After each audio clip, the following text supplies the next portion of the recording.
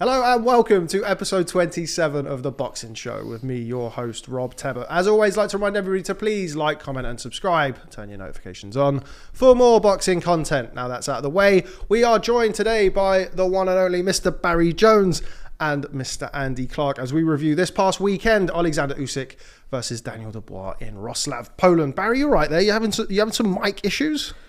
Fucking Chris Smith broke this. Haven't he? With his big head. Big massive head, big cruiserweight head like that. Look, it's moving. Billum, what's his real name? Christian, what's his name? Fuck, I'll batter you. That's Barry reasserting his dominance as the only WBO dominance. Yeah, I was going to say the WBO dominance in the WBO Get the life insurance out, love. Andy, how are you? Yeah, good. Enjoyed last week. Really enjoyed it. You know, boxing takes you to some different places, doesn't it? And Wrocław I thought it was great. You know, wandering around there, the city centre, the massive big square. It seems to be a bit of a tourist hub for Poland and maybe neighbouring countries because it was really, really busy. It was a very enjoyable place to spend a bit of time. It was very, very hot as well. It was. I got burnt at the way in. I came straight from the airport and I looked around and just thought, sun straight overhead, no shade, concrete glare. I'm definitely getting burnt here, and just felt it happening to me. It was very, very warm. Did you have a good week, Barry? Yeah, it was alright. What time did you? When did you get there? I got there Thursday morning. Yeah, so yeah, it was alright. Nice place, wasn't it? Nice. The people, I didn't like the people there. You didn't like the people there? No, the people who turn like you lot and all. Oh right, okay, but the Polish people were I'm not right. a fan of boxing people in general. Boxing media people, especially, are fucking wankers. It's so good to have Barry back this week. Yeah, After the gentleman last week. We've now returned to the bastard from the gentleman. It was good. It was good. It's a lovely place, and there's a massive town square. But there's loads of little squares off it, isn't there? Yeah, it was interesting. Really, really pretty place. Okay, right. Well, let's jump straight into it. Obviously, we've got a lot to get through today. We are going to be splitting this, so anybody who's looking for the Chris Eubank Jr. versus Liam Smith versus Chris Eubank Jr. 2 preview, that will be going probably tomorrow, so keep your eyes peeled for that. But we'll be reviewing Oleksandr Usyk and Daniel Dubois today. Of course, Oleksandr Usyk winning by 9th round stoppage in Wrocław, Poland, but a fight that has created a lot of headlines. Controversy strikes in Poland. We're going to go to Barry first because he's had the roll of the eyes there, which I'm assuming is probably the controversy, and not just because I'm the one who's asking him. But Barry, let's start at the end and work our way back. Let's start at the start. Like, we'll leave the premiere to fill up a little bit. Yeah, because we want to keep it going. Should we just get the shit out of the way first? No, okay. We'll start with the ring walks. No, I'm joking. So start early on in the fight.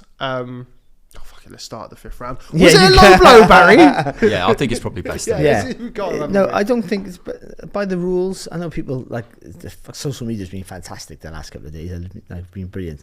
People sending photos out of the one angle of the shot and then the other angle of the shot, but it's much lower. But every angle of the shot, it hits the shorts and doesn't hit the skin. So, and then the shorts are too high, of course, but then if that's not stated by the referee, made it clear to everybody, and then. I think it's an illegal shot. I can't see how it's not. This narrative that the waistband is now part of a hittable target is, I find, a bit ludicrous. Quite often I've seen loads of people, hundreds of people. I've been hit myself, low and on the waistband, and I've been hit on the waistband and nothing's been said about it. I've been hit on the waistband and I've hit fighters on the waistband. The referee says just keep them up a bit, but not with that same power. No, that has an effect. So if that shot has an effect, you have to, and it's on the waistband, and our waistband's not too high, which it wasn't. The shot you got, he's already bent over, so you can't see his belly button. That was the big issue for everybody. But it's an illegal shot. You got to hit the skin. You got to hit the skin of anybody for it to be called a good shot, unless the referee states that is a good punch because his shorts are massively too high, and his weren't. You see him when he walks into the ring. You see people. There's the narrative now that he always wears his shorts high. Now people will go looking for photos now in a fight and find where his shorts are over his belly button. But I can find every fighter the same thing. I've had shorts pulled down in the past. If your shorts ride too high, throughout a contest before the start of the round, the referee will come down and not pull your shorts right down. So that would have been an advantage if you did that to my opponent. Yeah, or they can pull them up if they've sunk down Yeah, below yeah, the top sometimes of you the show. Yeah. So I don't think there was any issue. I think there's a controversy here that's been generated for no reason. I don't think these shouldn't be the talking points. These are the more interesting talking points about the fight. I feel not now. That real points that should be talked about. And people who have fought at a high level, so you have to respect their opinion. I have a different opinion to and you, and I think we all have the same opinion. But I think they're wrong. I respect the way they see it. Some of them I do, some of them I clearly don't. But they're wrong. They are wrong because if the waistline is now if the belt line that people call it, though I think it's the belt line for me would be, I think, I might be wrong, the top of the shorts is that. So if the whole belt line's a legal shot and there's no problem with that, wherever it is, for instance, then why is the protector underneath that? So if it's a legal shot, then I should know, and that's allowed, then there shouldn't be there's a padding under there that's helping you protect yourself from a legal shot. If that's the case, if I'm making sense here. So where does it end? Can I have a big sponge around my chin then, because I don't want taking punches on the chin? I'm being facetious, but I mean it was an illegal shot, accidental. So that's why they didn't put up. That's why they didn't give a point to make. It was accidental. They didn't do it on purpose, and it wasn't. You would deem dangerously low because it didn't hit me in the bollocks. But it's called an abdominal protector. It's not just there to protect your crown jewels. It's there to protect other parts of your hips and other parts of your organs, like your appendix, and I would imagine your bladder. And there's a few other stuff there that helps you wee and produce other things. So again, what do I know? I'm not an educated man, but I mean, it's not just for your cock and balls. Yeah, I think we got it. But yeah, Andy, going to go over to you. Obviously, there is, as Barry correctly said, there's a lot to talk about from the fight. But let's start at obviously the point where everybody seems to be, arguing amongst themselves, as we often do on a Monday, or certainly on a Sunday. Andy, your interpretation of the fifth round? So I'll just kind of deal with it in terms of just looking back on how I dealt with it at the time in real time, because we're ringside, obviously, and you have to do that. You have to kind of compute what you're thinking as you're going. You don't have the benefit of watching it back, and there was quite a lot of time elapsed before we saw a replay, and certainly no slow-mos and freeze frames and all that kind of thing. So when it landed, I didn't see it because his back was to me. I was probably about 10 feet further back from ringside than Barry was, and a lot going on in your headphones, so I didn't hear it because I know that Barry heard that much more solid slapping sound of glove connecting with protector rather than skin. So I just saw Usyk's reaction, and his reaction seemed to me to be a classic reaction you get from someone who has been hit by a foul, because he clutched himself, kind of half turned, wheeled away, and that's what fighters do, isn't it? And they can sometimes do something similar to that when they're hit with a legit body shot. They'll half turn their back, they'll kind of retreat, but it was just a classic reaction from someone who's been hit by a foul blow, and he's not looking at the referee saying, "Oh, wasn't that a foul?" It's so obvious to him that he doesn't feel like he needs to say anything. And the referee agreed with him straight away. He didn't look like he was ever going to count, and he gave him the 5 minutes. And then we eventually saw a replay, and it's landed on the belt. And what I said was, that could be okay if the referee has said that it's okay in the dressing room beforehand, or more likely in the ring, because there is a circumstance, like Barry explained, whereby being hit on the belt is okay, and that happens when you've pulled your shorts up high enough that it's not sitting on top of the protector, it's sitting on top of your skin. And ideally, you'll just pull the shorts down, and they may do that in the dressing room, and then by the time you get back into the ring, you've hiked them up again. And that's a point at which you might look at it and say, okay, belt line for you is fine, as in on the belt is fine. For you, it needs to be above because your shorts are in the right place, basically. So I issued that caveat, and I wasn't scrutinising Usyk's belt line as he made the walk into the ring. So you just kind of need to put that out there. But it is pretty obvious that his shorts were where they should have been, and they were on top of the protector. And that's the key point. And he made it to me at ringside as soon as the fight had finished. And it's one of those ones where I just thought, God, I wish I'd said that, because it says it all. if his shorts are on top of the protector and he gets hit on the belt, and therefore the belt is on top of the protector, then it's a foul. Because if you get hit on the protector, by definition, it's a foul. But people are looking at degrees of lowness here rather than the binary issue of whether it's a foul or it isn't a foul. And they look at it and think, well, it's not that low. You know, it's not, I've seen lower. And my reaction, I'll be honest, when I saw the replay was, okay, I thought it was probably going to be lower than that from Usyk's reaction. I did think, I was expecting to see one right up in the crown jewels. It was a heavy shot, though. But it was a heavy shot. And yeah, there's a lot of delicate stuff there. It was literally 3 inches higher. It's a great shot. Yeah, Because he put a lot into it. Yeah, and Lewis Pubble must have had a good view of it. He sees it once in real time. He must have had a good view of it. If he hadn't have had a good view of it, then it could have been different. He may have counted. It wouldn't have been right, but he may have counted because, you know, it wasn't far away from being a legit punch. But far enough. It's like hitting someone behind the back of the head. You're 2 inches from being a perfect shot. Yeah. Or 2 inches from being a disgustingly bad foul, isn't it? You know, it's one of those ones where you could get away with it. Yeah. But actually, it was a foul. Like I said, we've seen loads of them. We've all seen them. You know, with referees just going to keep it up. But that had an effect. So, you know, they're not jumping on the floor. But also, he milked it for everything. Yeah, well, he took the 5 minutes. I mean, fighters generally don't. You're often too macho about it. And I would say he didn't need to take. He only took. That's my phone. Hiya, Dad. I'm bring you back. He must have needed it because the momentum was all in his favour. Look, he didn't know. If anything, I was saying in the commentary, like, 'cause I thought it was a low blow straight away. To be fair, and by the reaction, I think I saw it a half clear enough as well. But anyway, and I heard it. That's what I think. You know, it's only my opinion. I could be totally wrong, but I don't think I am. And but I thought actually this might be good for Dubois. He looked like he was tired into me. He's had a rest that he might have needed, and also he'll have that stimulation. I think he's hurt him. Well, he has hurt him, but that was his window to jump all over him. And I thought, so if anything, that 5 minutes helped him as well. I thought, unless, you know, if the referee starts counting, I think Usyk gets up.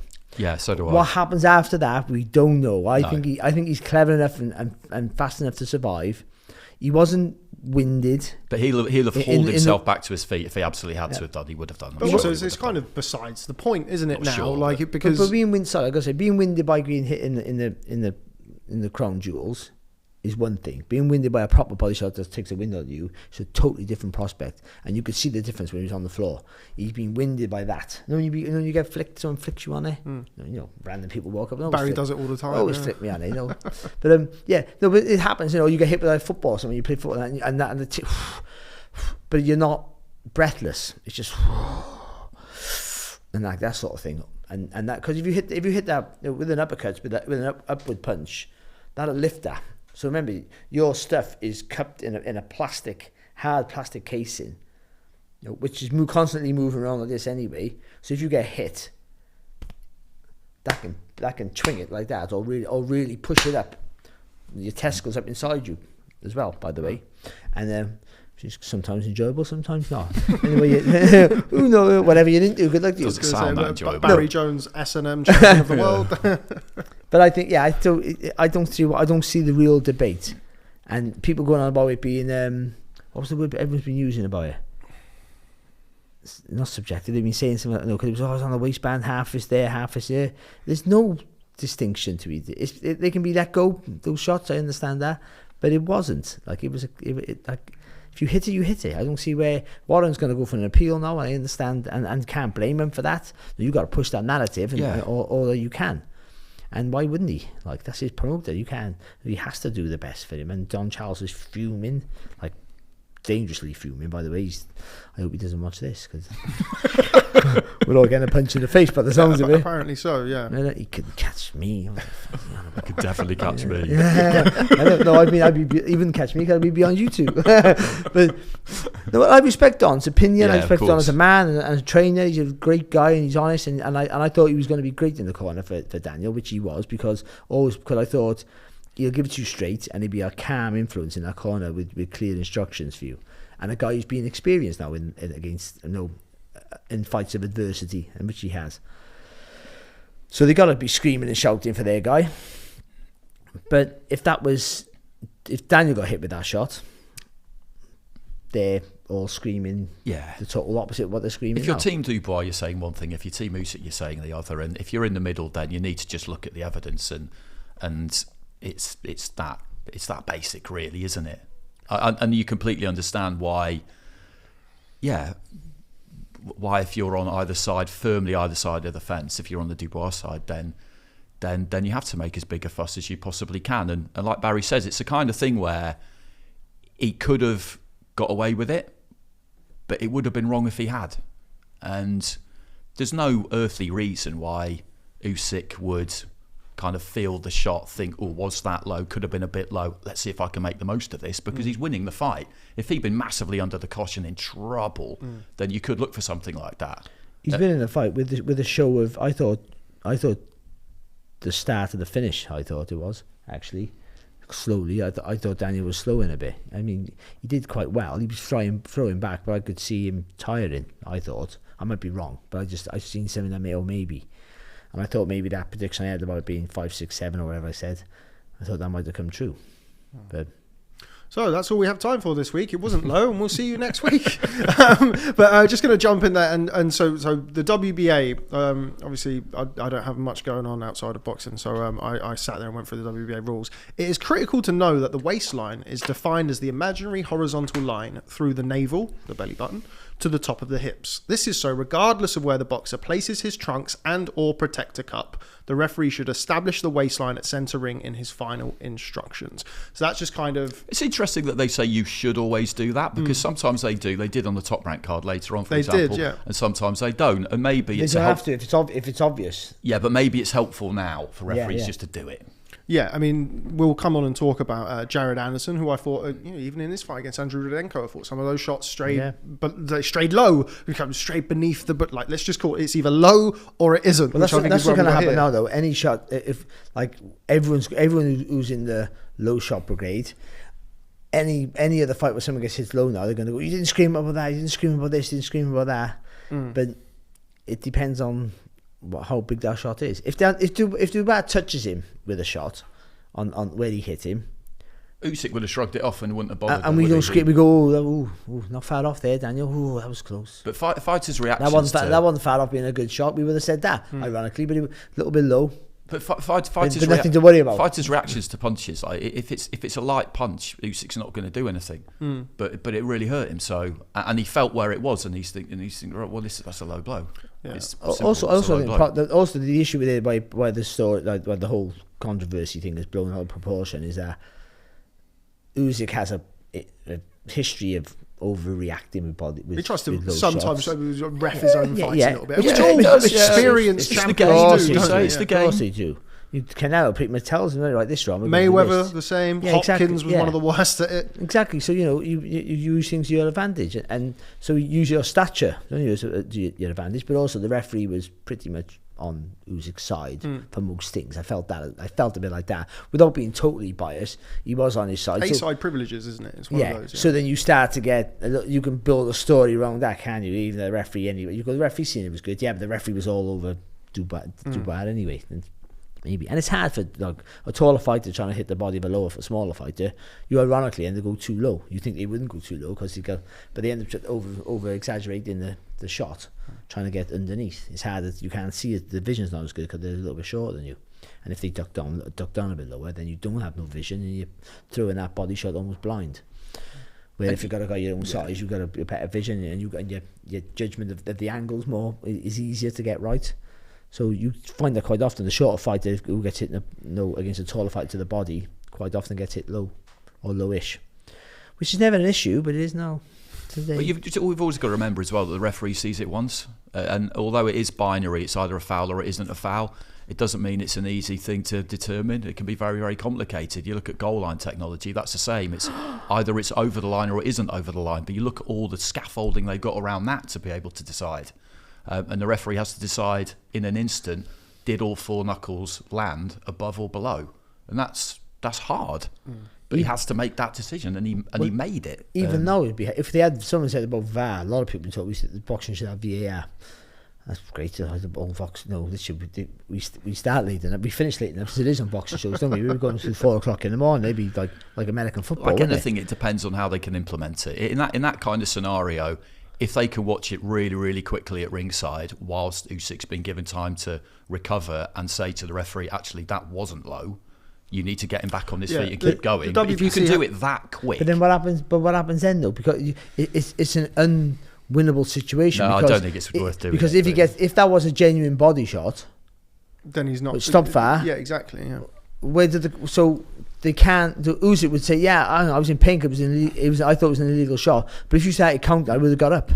Yeah. Do you know what I mean? Then you got to do another. You can really only do it for things that are just there is no interpretation. So WBC obviously have the instant when the clash of heads when the fight can't continue. Is it head clash on the Canelo Ryder undercard? Was it after the bell or wasn't it? Julio Cesar Martinez, his fight where he scored a knockdown that was ruled a slip initially, was then awarded to him at the end of the round when the WBC had done the instant replay in between rounds. But that's very different to this and you situation. can allow the action to go exactly. on in the meantime. Because you can't stop the action, and then what do you do? Does the ref count? It's like in football where it's like, do you let him go and then score the goal and then pull it back? Do you count him to 10 and then go to the Well, with VAR? something like this, I guess you and maybe they will. You can look at it after the event. It doesn't help Daniel, though, does it? Any shape and form. If Daniel throws a genuine shot, Usyk still got his rest. Yeah. But if it was a legal shot, it wasn't. But if it was, then he's still. And by the way, when you say legal and illegal, you're not. No one's blaming Daniel. Yeah, it's not deliberate. It's not anti-Daniel thing. Because he went over to the officials like mid 5 minutes and said accidental foul. Yeah, and that's again we saw people. Barry mentioned it earlier, where people are saying like, well, okay, well, if it was a low blow, why didn't the ref take a point? Why didn't you do this? Because it's an accidental foul. Yeah. It's not a deliberate foul. You only get docked points either by a deliberate foul or excessive repeated fouls. Which we've seen in America. Yeah, which we saw later on with Jan Kossobutskiy. It was a night of the low blows. We had Usyk Dubois. We had obviously the Kossobutskiy fight where he fouled out with low blows, and then the Jared Anderson versus Rudenko fight, which I think a few of those shots straight low. But anyway, back to this. I felt like what you've said there, Andy, as well, having that one look at it as referees do, and even media at the time, like on the Saturday night, I thought, yeah, it's low, but it's the border where, in a sense of it could or couldn't be given. It's the sort of one where if it had gone through and I don't know, Usyk gets up or whatever, even if he stops, you go, yeah, it was low, but you've seen them given. It's like the penalty appeals. I keep talking about football. I hate football. Whereas the penalty appeals where you're like, oh yeah, you've seen them given. Yeah. It's like one of those where it's like, okay, you've seen them go through. It's like Andre Ward versus Sergei Kovalev. Like you see sometimes they go through, but it doesn't mean it's right, and it doesn't mean it's a legitimate call. No, that's the thing. Is like it was close enough that if the referee had got it wrong, you could have understood. Yeah. Because if he hasn't got a great view... he would have got it wrong, though. Yeah, he would have been wrong. But if he hasn't got a great view, it was close enough that he might decide that it was legit when it wasn't. I've seen a few big fighters in America say, that was a good shot, it was on the belt line. And that confuses me. No, it generally confuses me because I think, well, they would know more than me. And they box at a high level. They've had more instructions off referees in corners than I have. But the fact that it's almost like I think that to me, and I might be wrong, that statement by a few of those fighters is a contradiction. It's a good shot because it's on the belt line. Belt line's low. The belt line's low. Yeah. And I think we saw that as well on Saturday night. Unless it's stated like the WBA rules say, unless it's stated in the centre of the ring. And that didn't happen. I said on live that I did an interview straight after for King Boxing Media. Great channel. But and I said there, like I said that I don't know because this is live, but I can't recall there being. No, he definitely didn't. He didn't. That was the first thing. Yeah, I think Carl Frampton, who worked the BT, Carl's done BT TNT. Shout out TNT, not BT. Who are they? Anyway, Daniel Dubois had it on his thing, so that's why. He's loving it. Yeah. But anyway, moving on. Frampton, like at the time, he was Daniel Dubois robbed. He should have been heavyweight champion. And even him, like the next day, he put out a tweet like, I think I may have got. I mean, it is easy, isn't it, to get carried away in the kind of the moment. Whether it's right or wrong, it can. I call it sorry, yeah, but I think that's a. I think you regret making those over the top. I think we saw a few of those on the Sunday though, didn't we? We saw a few people who maybe had a slightly different perception of it on the Saturday night when you're in the heat of the moment. all for that. And then the Sunday it's like, oh, because I felt like, at least anyway, I deleted a couple of tweets on Saturday because I felt like they were a little bit too, what I'd said there, like, yeah, it's on the border, so you can kind of see it, but it is a low shot. So I kind of went, okay, get rid of all of the grey area because it's low. Whether or not it could have slipped through the net, or it maybe, you know, it's not as low. It's not a bollock shot. Or it's not a complete shot to the testicles. Doesn't make it not a low shot. That's been the biggest issue with a lot of people who partly follow boxing or don't really understand. They just think if it's not in the bollocks, then it's a good shot. Yeah, and that's the thing. That's the biggest one. It hasn't got to be in the testicles to be illegal, and we all know that. But people have to just understand that it hasn't got to be in the testicles, because again, it's called an abdominal protector. That's absolutely for your lower abdomen, and which is all that from is protect all that for reasons, and they've deemed that these places need more protection than the rest of you. So that's the reason why. It's not otherwise. Otherwise, as a boxer, you'd have a tiny little cricket cup, wouldn't you? Why would you want to, for more flexibility and movement, and they're restrictive. Those you get used to it, but they are slightly restrictive and uncomfortable. They can be at times, especially as the fight goes on and you're sweating and it doesn't get heavy. But it's if it's a leather one, it's full of leather and plastic. It doesn't affect you, but you'd rather not have it. Put it that way. I know loads of fighters who don't wear it. I never used to wear one sparring because why would I? So, or I had a smaller one in the end then. I mean, specially made longer. No, you very long abdomen. Teeny tiny. Yeah, let's move on. Okay, so I think we're all in agreement that it was a low shot. I'm sure everybody in the live chat will be telling us that we don't know what we're talking about, and with this and with that and the other, but I don't care. Just keep commenting, like, follow, subscribe, all of that good stuff. Pro-Ukrainian, I was called the other day. I mean, it really is because. But it's also fine to change your mind on things. You know, like you see something and part of our job is you see something and you think, and you're not trying to hedge your bets or just think, oh, I don't want to make a mistake. You're just thinking, what really happened here? What do I know? What is definitely true? And before you commit to anything. And it was one of those ones where in real time you think, okay, well, there are some things I don't know here. Like, and you do question yourself. You think, I don't think I remember him saying when he called him to the middle that the belt is fine, but am I absolutely sure? So you just you've got to try and be as zen about it as you can. And if you say something that after the event you think, actually, I think that was probably wrong, there's nothing wrong with it. But that's where like, as broadcasters, as we are sometimes, you more than me. I don't know why. Sorry, you more than me, so it's okay. It's like in order, isn't it? Yeah, fair enough. Oh yeah. But it's that when you give a massive over the top opinion, it feeds and fuels stupid speculations about stuff and assumptions. I think that. So Carl Frampton, who's a brilliant pundit, knows the game better than I. No, but I don't, and even if I don't agree with his opinion, that's fair enough. But to go massively saying, he's been robbed of a world title fight, you're getting carried away with your role, I think, and not criticising him totally, because like Spencer Oliver went over the top more, I think, as well, didn't he? He was adamant it was a legal shot, and you're like, you can say, I think that's a good shot. I'm not happy with that. But you scream and shout about it.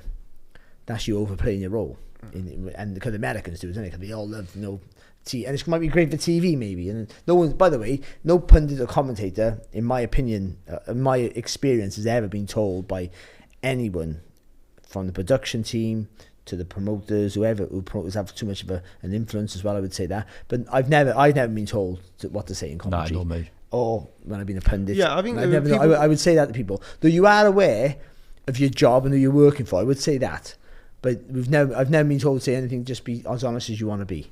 But you do, you're not going to say, like, if you're working for TNT, you're not going to go, well, Dubois is shit, because you never, because he's not. But I mean, you're not going to say that. But no one forces you, but you are aware of that you can't go to Andy or Guy. If you're working with TNT, you can't after the fight say, well, Frank Warren saying there should be a rematch is absurd. I don't know what we all know what Frank's up to. Yeah, you can't. Because actually, after the fight, George Warren came over to where we were. So we were sitting next to Talksport. We were sitting next to TNT. So I was sitting next to Darren Fletcher, who was next to Richie. So we were all basically saw the same thing.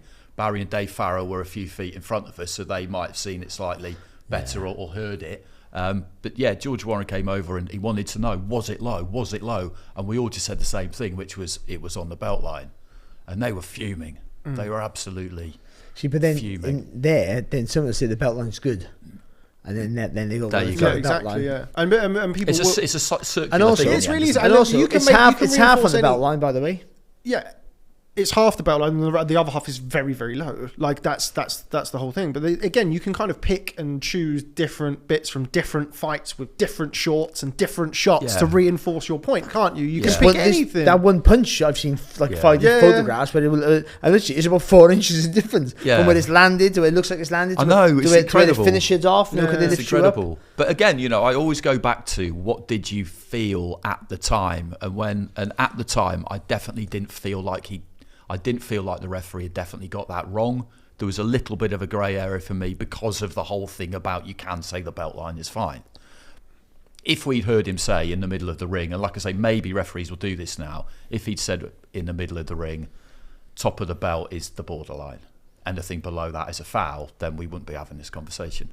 Yeah. I'm not blaming Lewis Pabon for that. But they usually only say that. Well, you don't blame him because he doesn't need to. No, they only usually... Well, maybe he does. Well, no, according to the WBA, he does. But I mean, they only usually say that when the shorts are tightly high. Yeah, of course. That's a good shot. Yeah, we don't need to worry about that. But from now on, if I was a referee and I'd watch what happened on Saturday, I would think to myself, right, when I get fighters into the middle of the ring, I'm just going to say that every time because it'll only take a few seconds. And then everybody knows what we're doing. Lewis Pabon will have to be... Didn't Frank Warren say that in they come? I'm not sure exactly. I'm not sure, but I'm sure he said something about. I'm not sure, but no, I'm sure. He said something about in the change room. They did say. Don Charles afterwards said that he'd and like as all trainers do, like if a fighter, I mean Lawrence Okoli, Chris Billum-Smith, good example, the hold in, and when they get in there, as soon as he holds, like they spoke about the fact that because people have dragged up clips of the second Joshua fight where Joshua hits him with a right hand, very similar shot, and Usyk walks away, and as we said, kind of refereeing his own fight, but steps away without the referee calling back, and then Joshua stands back and goes. Sees it's a low shot. So Don Charles said that we kind of told them that he every time it sort of goes to the body, he doesn't like it, he tries to move away. So they're obviously on it and they're trying to police it. But again, the referee would still come together and say, okay, that's a bit high, so we're going to call here as good. Anything below that is a foul, which didn't happen because evidently it wasn't. No, that's it. We're just repeating ourselves. Yeah, it just wasn't required. They got to put a statement out. The referee or the who do you work for? The referee. Anybody, Lewis Pabon. Well, I mean, there's 3 sanctioning bodies involved. Yeah, but I'm the referee. Isn't the referee meant to be associated with one certain sanctioning body? Who gives a shit? But one sanctioning body, all of them should go out a statement saying, "This is what the rules are. This is what he decided at that point." And then we all know then, and all the speculation can be thing. And if we're wrong, and he said like the waistline was a hittable target, then I'll go, well, fair enough. It was a bad shot then. But then I could still argue that half it was below that as well. But I wouldn't be that. I wouldn't want to go that far. I go, okay, well, fair enough. I'll take it. Like if it was, it's another situation. He gets his rematch then, if that's the case. But right now, I don't think a rematch is warranted or deserved. He had a great effort. Not great. He had a good effort. No, it wasn't great because there was signs in some things that maybe he'll regret. I would say, but he had a good enough effort. Better effort. He did better than what I thought he'd do. Put it that way. And so he should be proud of himself. He stepped up so many levels there. So many levels he stepped up, like technically, tactically, and all that against a guy who should have and could have, I felt, played with him. And he sort of, made it difficult, not difficult, but made him a little bit. He was competitive in some of the rounds. In some of those middle rounds, he was competitive. In pockets, he was. Yeah, in pockets. Yeah, I didn't think he had any success at all, except for the start of the front. I thought he'd start faster. Because I thought he'd have to just gamble. Well, let's talk about the fight itself. Again, let us know if you think the shot was low or not. No, it definitely was low. But now we've got to get him to comment, Barry. But anyway, let's talk about the fight. So the early rounds of the fight, I think it's fair to say that everybody kind of, maybe not expected, but I think everybody kind of suggested, should we say, that maybe Daniel Dubois would come out, throw the kitchen sink, go and make it a 4-round fight. I mean, words that he said to me at the press conference where he said, I'm going to go there, I'm going to be wild and crazy and throw wild shots. The old Daniel Dubois double bluff. But it wasn't quite that in the early rounds. Was that, do you think, the Dubois game plan, or was Usyk just too good, forcing him back. And again, we kind of said on the preview show, Usyk has this kind of misconception of people thinking that he's some ballet dancer, whereas he's not. He comes to the middle of the ring, he plays the lead hand game and tries to push you back with feints and that lead hand, which is what we saw early on, Barry. Well, what he does, Usyk, is like he pressurises. He puts that front foot in the centre of your stance. Like usually big punches do it, but he can do it with his presence. So he pushes you back with his presence. And as a cruiserweight, he would block and counter. That's what he would do quite effectively in the early rounds. So you feel like you're in the fight, but he just makes you empty your tank early. He makes you tired, and then in the rounds, then when you're still being competitive, and it seems like you're competitive, he hasn't wasted a shot. He hasn't wasted one bit of energy, and he can go higher than you can. And then then by the 9th or 10th round in most fights, then you're battered and knackered.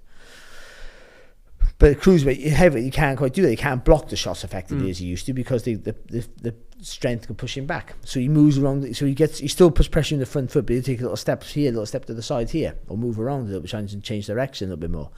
He took the centre ring really early, Usyk, and Dubois, because Dubois' ring generalship is not great, he didn't really know what to do. So Dubois tried to get on his toes a little bit, but then he takes a little bounce back. And when he took a little bounce back, Usyk just took a little step forward. And then before you know it, then Usyk was in the centre ring, and Dubois was too close to the ropes for my liking. So he struggled with that a bit. And then because Usyk's constantly a twitchy fight, always little twitchy movements, you're not comfortable to throw. For the bigger fighters, when I use a guy who moves that often, then they're well aware. And what he does, there he goes. That's Chris Billen Smith's fault. But what he does is you fire off one of your punches really quick, make you feel it.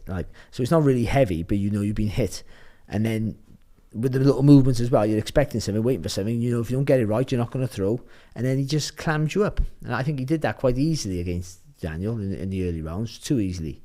Daniel had to commit. But I was saying this before, I didn't do your preview pod, it was me, that skinny kid.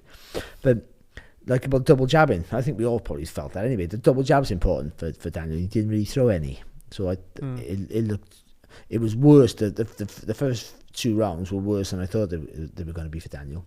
I thought, I thought this would be done by 5 rounds. I thought 5th round was going to be a nightmare of a round. It was. Yeah. No, but I did. I just thought, he's not. I didn't think he was in it. I thought he just doesn't. He looks a bit lost. That's what I felt like. Usyk stepped in with a southpaw jab about 45 seconds into the fight. Really steps in, and you just see it. Jab was good. Yeah, really good from him, and he took away Daniels. And you mentioned there about the double jab. Go on. What he does really well, Usyk, is, and it's very difficult to do, because you obviously got to get your foot on the outside when it's southpaw orthodox. You don't have to, but it helps with the advantage. Certainly when you want to throw for the southpaw, the back left hand, or the right hand for the orthodox fighter, because it lines them up for that shot. When they turn for their punch, you get there first. But he steps inside, or even if he steps outside, he curls his lead hand right underneath yours. So your jab's here, and he comes this way. Just really clever. Because he's short as well, he has a wide stance, so he dips his legs, and he slides through the middle. So you think you've got your feet in the right position, and he still gets you. Something that you said about the Joshua fight as well, the first Joshua fight, really, the variation of the jab from Usyk. Things always different, and he flick you quite a lot with it, just over the top. He'll flick you, and again, they're not shots that are going to rock you the sole of your boots, but they're always shots that make you think, oh shit. Because why'd you get me there? You shouldn't have got me there. I'm in a safe place here, or I'm doing everything right, and he still gets me, and then just slows you down. And the more when you're not a natural thinker, which most boxers are not. We're all quite instinctive and reactive, most of us. But when you don't, using your brains, one of the most tiredest things to do. Missing punches is worse. Getting hit is the second worst. And overusing, having to think before you, more than you used to, is a tiring process. I don't know why that is, but you just think too much and you tense up a little bit and all that. So I think it has a physical effect on you. And he made Daniel overthink everything early, and I thought, and by that 5th round, actually, I thought, even though Daniel had a good go in the 4th, but didn't think he won it, by the way. But I think a couple of judges thought he did. I thought he started to look tired, and I thought this might be the start now where Usyk takes over. I got that wrong. Andy, I guess kind of there's the low blow talk and then the post low blow talk. We're very much on the pre low blow talk. What did you make of the first 4.5 rounds or so? I kind of went into the fight feeling like it was such a massive task for him that I don't want to say my bar was low for being impressed with Daniel, but I just thought it was such an enormous task for him that I thought throughout the whole thing he did pretty well, to be honest with you. He didn't win a round, I didn't think, but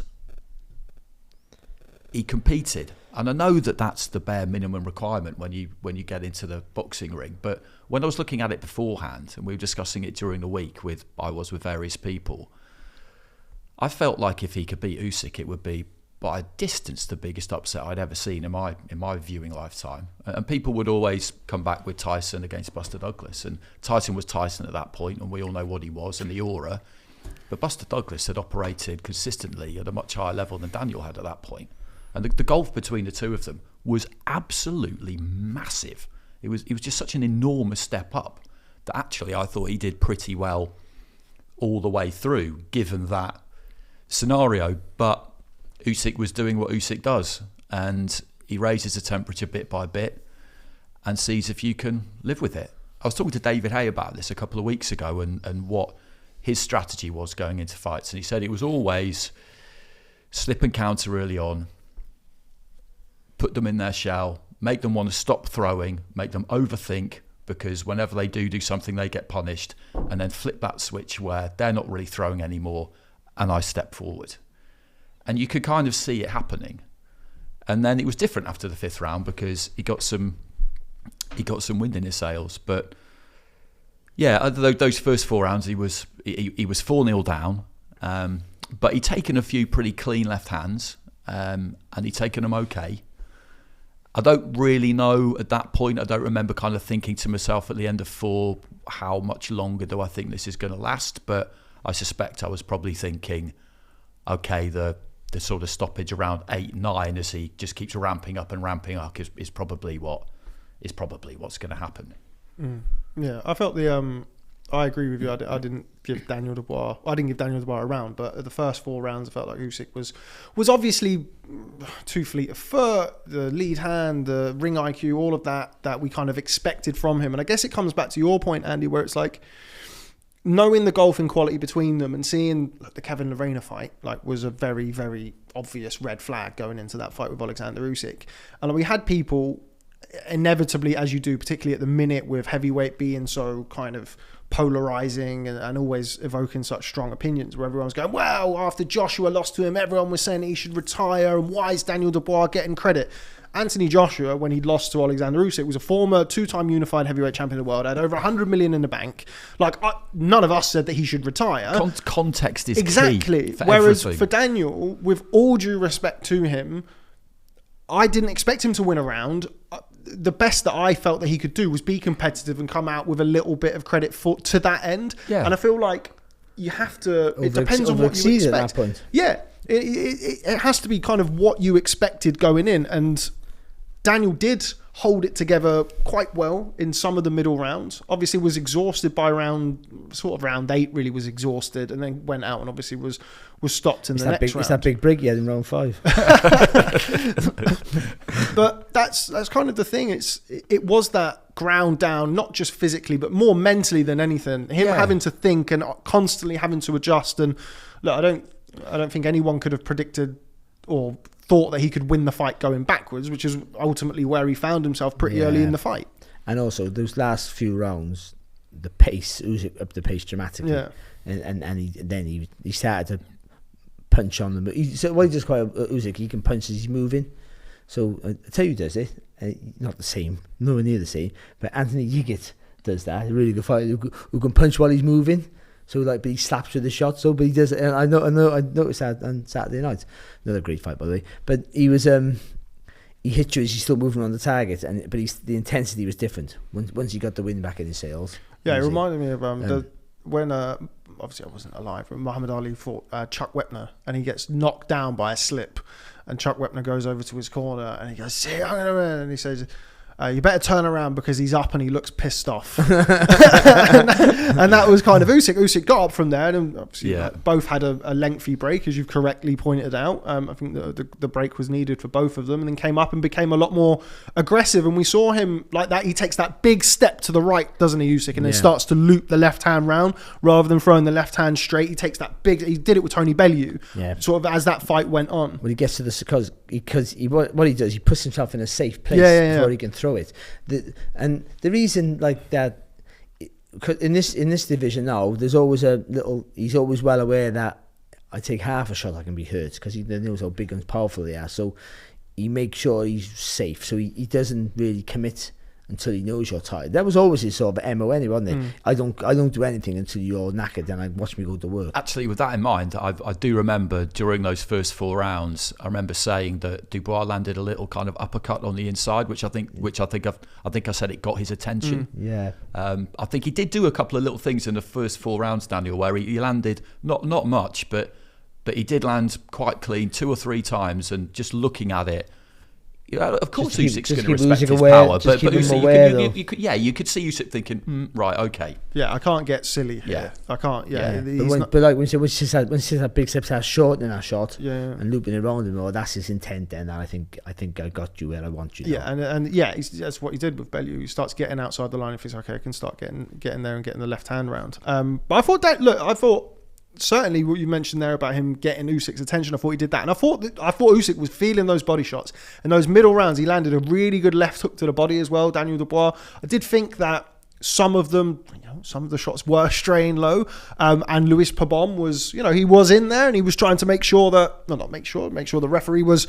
make sure the fight was refereed properly. I have to be careful what I say. I think something he might regret when he looks back on it, Daniel, in weeks to come, and maybe he'll kind of accept that, what the referee did with regard to, the low blow was the right thing. He might look at it and think, I should just have really gone for it in that 5th round. Because I was saying it on commentary, and I know you were as well. Is that this is it? Like this really is the moment. When you get a window like that, exactly. Because the gulf between the two of them, as we just established, was such a massive ask that this is it now. You just got to give it everything. And if you go in there swinging and he takes you out, then okay, whatever. I had the same thing when I boxed out Freitas. Go back to me again. When I boxed out Freitas, when I dropped in. Who, by the way, returned to action this past weekend with a 70-second knockout against a YouTuber. We're looking to do Freitas Jones 2 live on Boxing. On the undercard of Clark versus Tebbit. Whoa, Tebbit versus Clark. I was part of a very enjoyable conversation at the weigh-in between him,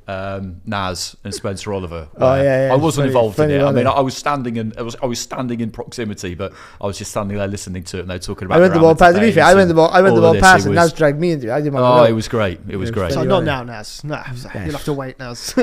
He said, you remind me of Carl Lewis. He went for the running round. I can't remember where we got to there. Yeah, but about when I had a window. I should have jumped on Freitas. I look back now and I regret it. Like, you know what I mean. But he will more than I, because I should have jumped on him, but I lacked the power. He has the strength, the size, the power.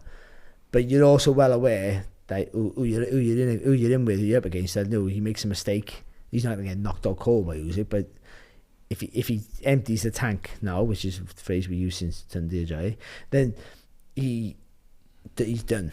Do you know, if he swings like a lunatic, he should have gone for it. He might have got stopped the next round. Yeah, I think it would have been worth it. I think it would have been worth it. Yeah, but it's easy to say it and hard to realise you've got to do it. And again, no one went to switch on. And what was Dom saying in the corner? Was he looking at Dom? Was Dom saying go for it? Maybe he was. I think he probably would have actually. Don Charles would have gone, this is your moment now, because not many windows of opportunity will you get off Oleksandr Usyk, and that was the biggest one that he had in the whole fight, and he sort of never went for it, or never saw it. Maybe he thought, listen, I got him, I'll just box my way into it a little bit. Maybe he was thinking more sensible. But sometimes your brain can get in your way, and I think it did. And I know I've been in that situation.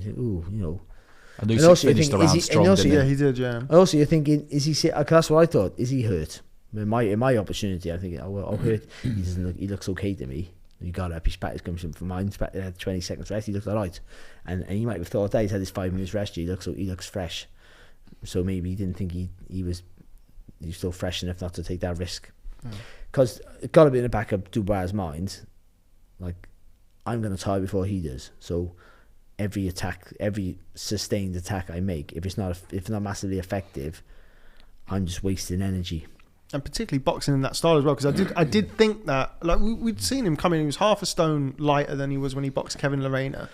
I don't know. I'd be keen to know what Don Charles had as the game plan, whether or not it was to be on the outside and try and bounce on your toes.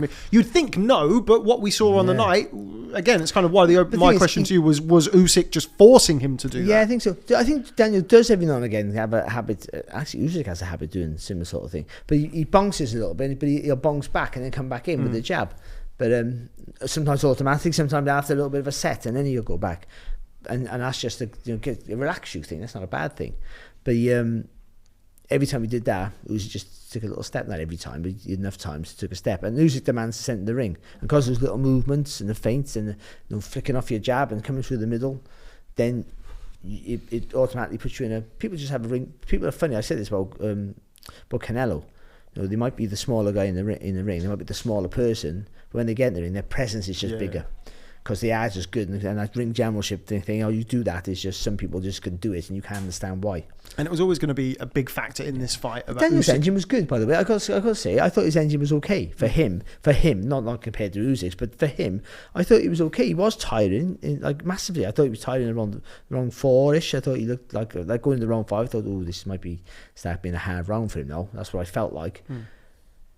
But, he had that rated fight. But then later on, he was all right until the very end, and he looked really knackered. But I thought his engine was better than what I thought it was. I really did. I honestly thought, I've been saying all the time, I said that I just think he's going to be in the middle of the ring by round 6. Knackered. Absolutely, obviously knackered. And just going, what's happening? Like, where these punches coming from? And I thought he would, like, look for the floor or throw the towel in or something like that. The referee would just go, this is enough.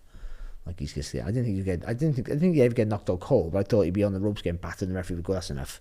Or the corner would go, or he would just take a knee like he did and go, I don't know what's going on. Like, and you couldn't blame him for that, because you just meant to stand in, take loads of punches until you fall asleep. So, which he never did. Let's go to post round 5, post belt line, low blow, whatever we want to call it. And to the stoppage. Obviously, 8th round is where we saw the first knockdown from Oleksandr Usyk. I felt that a left hand to the body started that, and then the actual shots that put Daniel over, I think, were kind of sort of the icing on the cake, or whatever you want to call it, the exclamation mark on there. And then, of course, the 9th round where the fight was stopped. As always, Andy, we're always in the Q territory whenever a fight is stopped like that, whenever a fighter gets up at 9.5 or so. The quit word is thrown around. We've, of course, seen Daniel Dubois subjected to those accusations, as it were, in the wake of his loss to Joe Joyce. The end of the fight, your thoughts on it? So, because it's something that we always talk about, isn't it? Absolutely. I've never been of the mind that there should be that the quit thing is quite as black and white or binary as people think. Either you did or you didn't, and if you did, then you always will, and you haven't got what it takes, and if you didn't, then you're absolutely fine. It's either in you or it isn't in you, all that kind of thing. It's more complicated than that. So this maybe would prove the point if you did think that was the case. Or not, because in the 8th round, he took a knee at the end of the round, and he was under a lot of pressure, and it was right at the end of the round. And I thought that was actually quite a sensible thing to do, because at that point, all he had to do was get back on his feet. He didn't have to demonstrate his fitness to continue, because the bell had gone, basically. And then he went back to the corner, and it looked to me like he might sit that out. And I was really, really hoping, I remember clearly thinking in my head, I really, really hope he doesn't do that. Please don't do that, because he'd have got absolutely annihilated for it. But he didn't. He had a good look at the corner. I don't know whether he was kind of looking at them as if to say, what shall I do? Or he was looking at them to kind of wait for their signal to get up. I couldn't really see. But he did it in time, went back to the corner. And then Don was great in the corner between those 2 rounds. I don't know if people heard it on TV, because I think on radio we went and we could choose when we did our own corner sound. And he basically said to him, are you okay? Are you okay? Talk to me. Because Daniel wasn't really saying a lot, which you could possibly interpret as him being kind of wanting his trainer to think, oh, he's not okay, I'll pull him out. But Don's not really going to do that. And he said to him in so many words, I know what you nearly did there, but don't do that. Don't do that. We're still in this fight. Go out there and give it another go. We still got a chance. And because he is a big puncher, and he did, right, we don't give him a round up until that point. But in their mind, they thought he nicked but in their, and they thought they generally knocked him down, didn't they? Exactly. And also, and Don's not thinking this at the time. He's thinking about the context of right in that moment for that fight. But for his own career, it was really important that he made him go back out there. And okay, he then gets hit with a jab, and then he goes down and he sits it out and gets up on 9.5. And people are going to criticise him for that, and I get that. But at the same time, I do believe that you can learn kind of toughness and how deep you can dig, and you can improve on it over time. I do believe that. You see that when fighters start, and when they're children, everyone's scared, and someone who's crying one week is different a few weeks later. And I guess I get that this is not the nursery, that this is the top end of the sport, but what he did against Usyk was better than what he did against Joyce. When it happens again, the next time it happens, and there will be a next time, he needs to demonstrate that he's willing to go all in and do whatever it takes. I don't think he is. Yeah, maybe he's not. And I don't criticise him for that. You're built the way you're built. Like again, the scenario about you should go for it. Like I saw with me, I should go for it. You're built the way you are. Some people overthink things. Some people just grit down and go, I'm walking through fight or walls to get there. And then some people, when they get hurt, just want to try and win a fight, like I do, without any thought of, am I hurt or that? But I didn't. But also, some fighters as well want to win a fight and will just run right through the fight if they can and walk into punishment. I didn't do that either. So you're built, and some fighters will think, I can't do this earlier than most. And I think he's one of those. And but you are what you are. I think he had a good effort up until the point there. The first knockdown, I was the same as you with the first knockdown. I thought, that's okay, because I've done that, and it's that you take the knee, so you don't get knocked out. So you save yourself for the next to try and win the fight. That's a fine thing, because he got up and he went back to the corner, and they got him ready for the next one. But he sat it out. That he did, unfortunately. Yeah, he did. And I understand. You're confused. The punches again. We all thought it could happen. You can't see the punches coming. You're absolutely exhausted. You're panicking inside. So you might not see it, but you're panicking inside. But I don't think he was getting really hurt. See the Joyce fight. He had a problem with his eye, and I think that's more forgivable. I thought he did quit, but he didn't know he was in pain. He didn't know what to do. He was confused, and it felt like that this time. But he wasn't hurt. I don't think. That's a good point. Unless he turns out he had some sort of injury, he wasn't hurt, and that's where you'll get. And he's had a bit of a break here with this controversy with the knockdown because otherwise it would be about all about this. Yeah, it would be all about this. And I'm not digging him out. He did better than I thought he would do. And he seems like a lovely guy, and all that rubbish. We got to say all this, like. No, Don Charles doesn't punch big in friend the face. No, but he did sit it out. He did. He got up at 9.5. You get up at 9.5. I'm not a fan of people looking at their corners, by the way, in that situation. I've never been a fan of that. I was told that but I'd never done that. Never. Sometimes they're looking for a signal though, because the referee's the one counting. I want his. I don't want to you get up at 9. And by the way, whoever don't get up if you get up at 8 at the latest, you're an idiot. By the way, because it's not 9, 10 and out, it's 9 out. Yeah. So and also it shows the rest. Sometimes a referee will look in your eyes, and they can't tell, but they can sometimes tell that you don't really want to go. I know when they go, you okay, and the fighter's going, yeah. An experienced ref can tell. His eyes are going like that. An experienced ref can tell. Me, please. If you get up on 9.5, it's because you don't want to sit it out completely, but you don't want to go on. Well, I was getting battered on the ropes. After the 6th knockdown, I'm getting battered on the ropes here, and I can hear my father going, I'm chucking the towel in.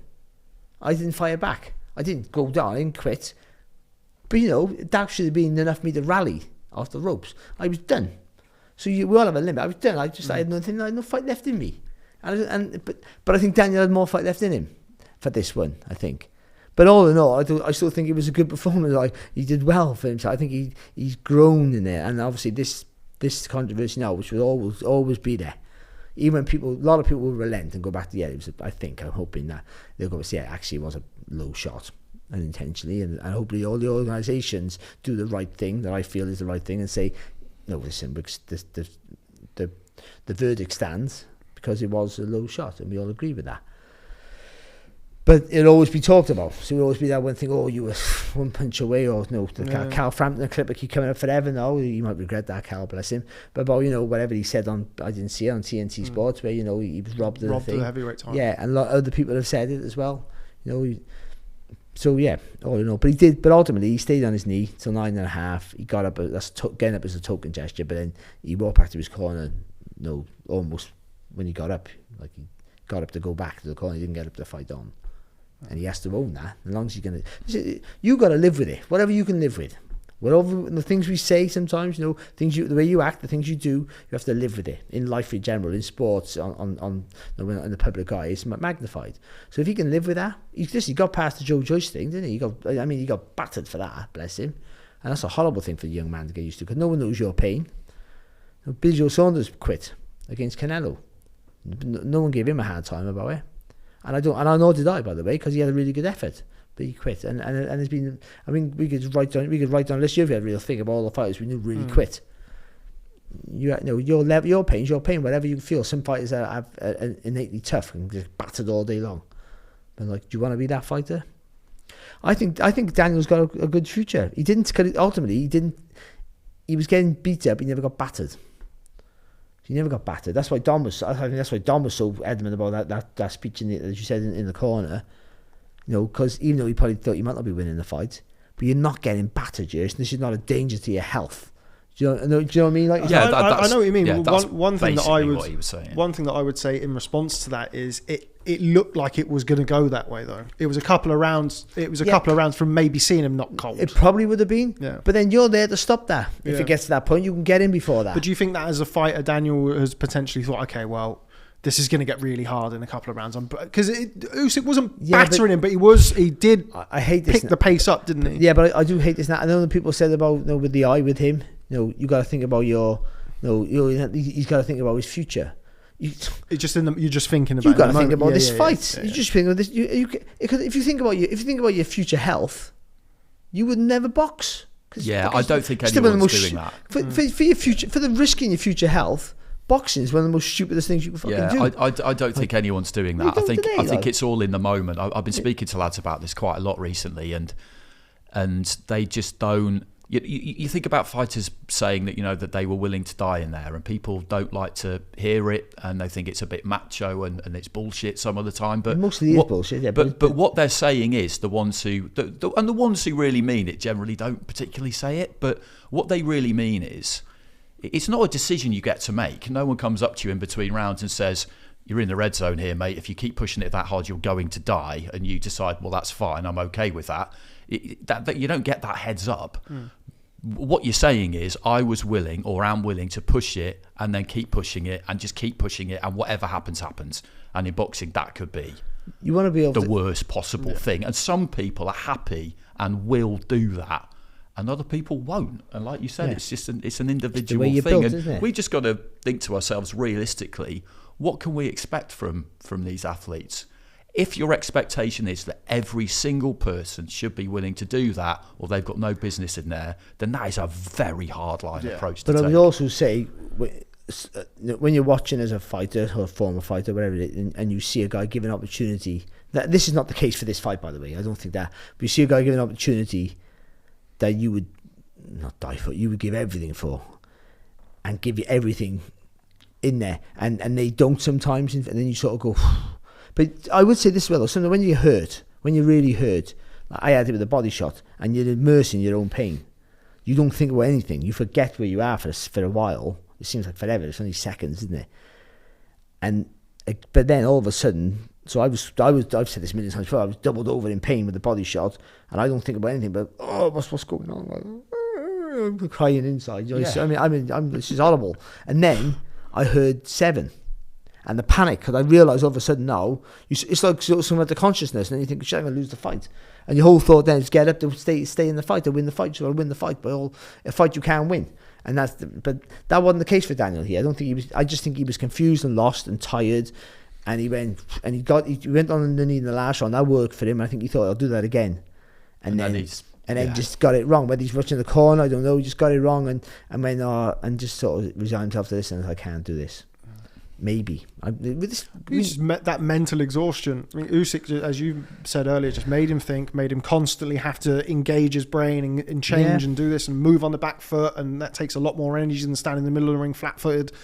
And I think by the end of the fight, he was just spent in one way, shape, or the other. I do think that kind of obviously that threshold though it is going to play a big part, because when you get to that top end of the sport and the fights I've been talking to about it are mainly like Froch, Hay, Bellew the last few weeks.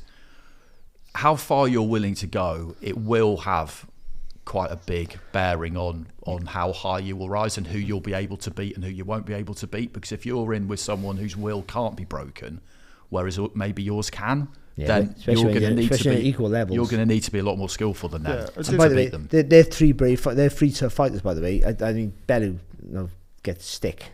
Because of the Stevenson fight, but he gets up and has a go. Froch speaks for himself. Hay is tougher than what people think. Oh, much. That Mormac fight, he showed I got more respect. If I had any respect for David for anything, it'd be that fight. Forget about the value of fights, because the value of one that good, he was just a giant, and and the whole story was great. But that Mormac fight, going away from home at that stage of his career, and how he did get out there, he didn't realise that hard fight for him that was, and he showed more than just power and skill. He showed real grit, determination, toughness, and so they've done it. So once you've got, and that's the thing about that's the worry about people say, and it's not automatically true, but muscle memory, all those things. Once you've gone down one route, it's easy to make that route again. So, like they say in training, like once you miss a run, it's easy to miss the next one, or the third one after that. You start putting little gaps. It's easy. You've done it once. It's easier. Once you've taken the knee and satisfied that once, you know that route. You might just do it again because you've done it before. So the shame, it shouldn't be shame, but the shame that's shone on you, or the shame that's supposed to happen, or you're supposed to feel. It won't feel so bad because you've been through it already. That's it. And you've lived through it. It sets a problematic precedent. And when you talk to fighters about what they fear about losing or getting stopped or knocked out, it is the embarrassment. I've let myself down. I've let everybody else down. But if you go through that and think, actually, that wasn't that bad. And people were going about Duran quitting, but his quit was totally different. Yeah. Like, he still quit, and by the way, he got villainized for that. Yeah, I mean, for a long time. But one of the toughest men to ever put on a pair of gloves, by the way. But his quit was different to like other people quitting on the floor when they could get up. It wasn't that. It was just, I've had enough of this. What's going on? Just keep running away from it. Rigondeaux against Lomachenko is another example of somebody he didn't want to carry on because he's like, I'm too good to be fucked around with this. Lomachenko's too big. Lomachenko did it to Nicholas Walters as well, didn't he? Nicholas Walters was a bad quit. I found that. I thought that was a proper, in my mind, that was a real bully scenario. That was because you wasn't getting beat again. See, you and you can say this about Daniel. You wasn't getting beat up and absolutely battered. You were just getting totally outboxed and outfoxed. And Walters went, just staying in the corner. Now you can say that about Duran, of course, but we knew their temperaments. But it was like, it's not working. I can't bully you. You're not working for me. Yeah, you're not doing what I want you to do, so I'm not playing. But I think Daniel tried the best he could. Tactically, you can do things a bit better. You always can, and maybe he should have been more committed early on.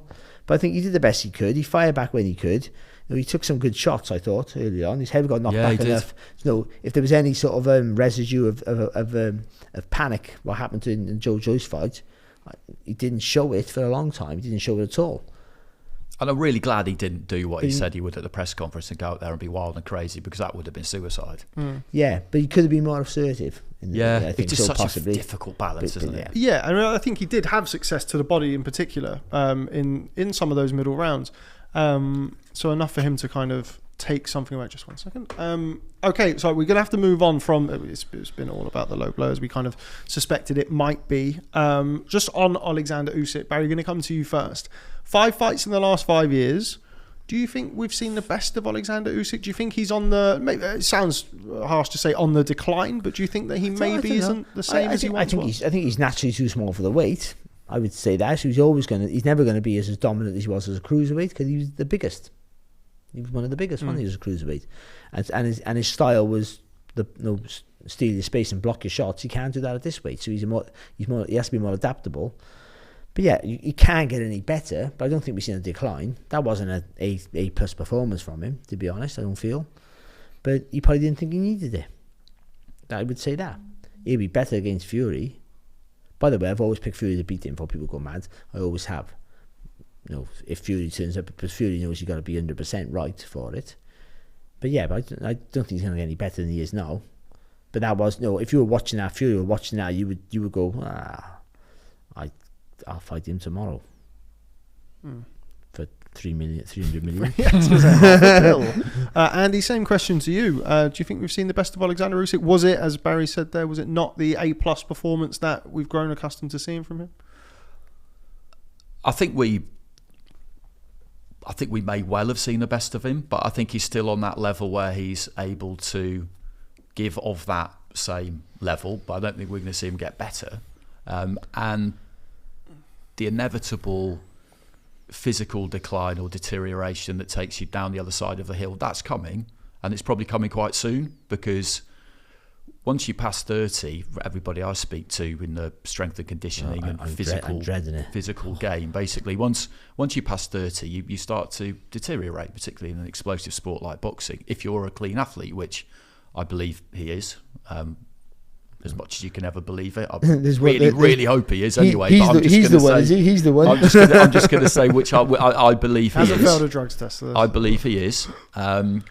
Now you can counterbalance that with you're more experienced and you know your strengths better, and you're cleverer and your ring IQ and all that kind of thing. So you can make up for it, but there will come a point where it just tips those scales. And for him, that is going to come soon because of the age he is and the fact that he's only boxing once a year. It'll probably, when it happens, it'll seem quite dramatic because it will just happen one night.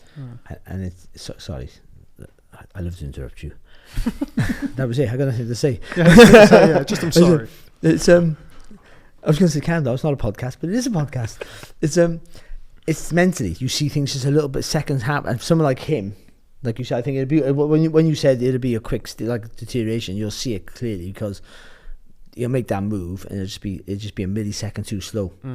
Or you won't see the gap like you used to see it. Again, just a fraction too slower, and then he won't make that shot to make you panic, and then you will throw your shot where before you wouldn't throw your shot. Yeah, that's it. And such fine margins, isn't it? But for a guy who uses his brain, it's a domino effect. Just slow that process from here will slow you down. Yeah, I think that might be the case. So it's coming. It has to be. There's no way it isn't. I didn't think it was vintage Usyk by any stretch of the imagination. I did think he had the all due respect to Daniel Dubois, the perfect type of opponent for him. Somebody who is relatively ABC, by the book, doesn't think on his feet, and those first 4 rounds I think really illustrated that. I did think Usyk slowed in the middle rounds. I did think that he potentially was a little bit more flat-footed than we've seen from him. He did, but he had 5 minutes, Barry. Why did he get 5 minutes? It's in the rules. But he did get up and he was hurt. I thought he was maybe not hurt, but he was feeling some of those body shots in the middle rounds. And obviously Daniel Dubois is a big, strong, lumbering heavyweight who can punch, so there's no disgrace in that. But yeah, I do think that potentially we have. I mean, I think we saw the best of him at cruiserweight. Anything at heavyweight, we're in bonus territory anyway. So I didn't think it was vintage Usyk. Last quick couple before we move on. Barry, you first. Yeah. You just already said it. Don't say who's next. Tyson Fury versus Oleksandr Usyk. Yeah, it'll be a great fight in 2027. On a cruise liner somewhere. Has anything that you've seen, I mean, I know you've literally just said 2 minutes ago, it's probably a bit of a stupid question to ask you. Have you seen anything in the last couple of years or on Saturday night to change your thoughts? Do you think that Tyson Fury looks at that and think, he does, and the reason I think that Tyson Fury would always beat him, though I think I wouldn't be shocked if Usyk beat him, by the way. That's the level we're at. I just think that Usyk puts you under pressure, force you to make mistakes or work when you don't want to work and all that sort of stuff. Fury's such an adaptable fighter. I don't think he'll feel the pressure. He can move around. He'll change stance. He'll put pressure on you. His ring generalship is very, very good as well. Do you think he can still do the moving? Do you think he not the way he used to? I think that's gone. Yeah, but I think he can move enough, and he can fire from any angle like Usyk. Which should be interesting, and he has that long reach. longer than what he's taller enough. He has to reach longer than his height reaction it should be, I think. So you'll be a harder target to step into, and also you'll step in, and he won't load up on every shot, Fury. So when you step in, you'll be able to switch his feet or turn his hips and hit you with an uppercut coming in, or flick a left hook over your southpaw jab and see how you like it. You know what I mean? It'd be that sort of thing. He'll be able to half play with his own game. And Usyk will adapt as well. And I think Usyk is tough. I do think that. And his engine's better than Fury's, I'd feel. Oh, well, maybe not, actually. I'm saying that. I think he moves more than Fury, but I don't know whether his engine's any better. I think Fury's, recently has shown a really good engine. The wars he had with Wilder. I'm not sure if Usyk can beat Wilder now. I always thought he'd make Wilder cry in the middle of the ring at one point, but Wilder's tough. Actually, tougher than what the Fury fight. I say it all the time. He's tough as well. So I think that's a hard ask for him, because the speed of the shots of Wilder and how long he throws, that's hard to get out. You can't just step back out of those, because you step back and there's still more. There's still 6, 7, 8, 12 inches of the shot to come. What changed then with that? I know you mentioned about the Wilder performance changed for me. That's all. But did anything that you saw on Saturday night now make you look at the Wilder fight? No, I don't. I mean, let's see him again, and if it's a similar performance again, then he maybe maybe looking a bit flat here, because he did. I think Usyk quite often just does what he has to do. He could do more. Like he could have stopped Joshua, the people were saying, but like he didn't need to. Didn't need to take that risk. So why would he? Same with this fight. He felt the strength of Daniel, of course, but knew that in the end he's going to tire, and I can get to him. I can pick up the points. I can be winning the fight massively, which he was. So why do I need to take that risk? So what he does, isn't it? I remember when he boxed Marco Huck, and he had a very similar performance against Marco Huck. He ultimately got the stoppage, but I remember thinking a couple of rounds before the stoppage, I was thinking, can I get him out of there now? But Tony he's thinking, Bellows, a prime example. Yeah. It is, isn't it? The Tony Bellow fight, everyone's going, Tony was in the fight. He was in the fight, but he's busting a gut to be in the fight. And they're not, and the heavyweights don't fire like cruiserweights, so they don't look like they're busting the gut, but they are. And he gets them mentally. For Tony and the cruiserweights, they have to fire back physically, because he was more of a stronger presence. He was blocking your shots, and you were getting. You thought you were You thought it was work if he was working for you, and all of a sudden you're going, I've been hitting him with everything. Why isn't he moving? Why is he still coming at me? Why does he pressurise me all the time? And all that is accumulation. So he's always been that way. He always could do more and be more impressive. That's his style. So, but he didn't look great, outstanding. But he did enough. But imagine that, he didn't look outstanding, but still won everything. Won every round and got the stoppage. Andy, same question to you. Tyson Fury versus Oleksandr Usyk.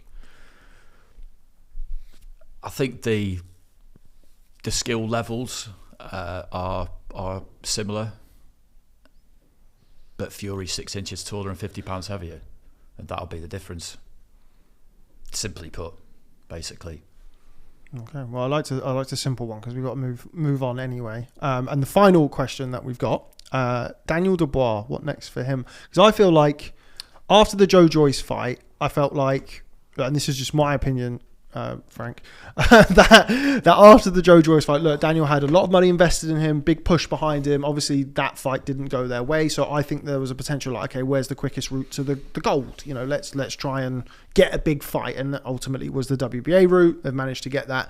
Whereas now, I think on the back of the loss to Usyk, and particularly in a fight where I don't think he was disgraced, and he certainly put up a decent fight, particularly in the middle rounds, I feel like now is a good time to properly rebuild him. I feel like now is the time where, okay, you've had the big payday, you've boxed for 3 of the world titles, you should have won by 5th round knockout and all of that, that now potentially dropping down in levels, not to a, with respect, Giuseppe Cusimano and Trevor Bryan, that level, but kind of like an Otto Wallin-ish sort of level, top 20 guy maybe, and then potentially build from there. Do you see what I'm saying? Yeah, I agree with that. I think it's absolutely critical now that they get it right, and their track record of getting it right is really good.